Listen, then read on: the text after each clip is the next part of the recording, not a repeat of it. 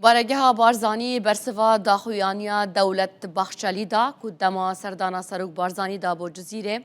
رخنه لوان هزان هاد بو نگرتن کلگل سروک بارزانی بون آلا کردستان لسر ملیوان هبو بارگه سروک بارزانی راگهاند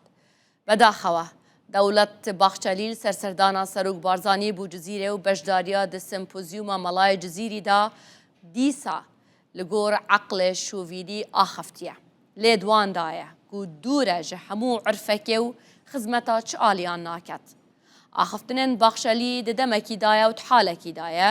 ku hemî ew hûrgiliyên emnî û ew rewşûnên bû serdana Serok Barzanî hatbûne girtin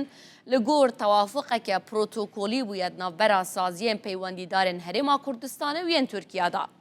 Li gel eveyekê jî hemî caran di dema serdana berpirsên pilebilindên Tirkiye bû Herêma Kurdistanê یکین سربازیین تایبتین ترکیه لگلوان هاتینه و چه گرفتک چه نبویه.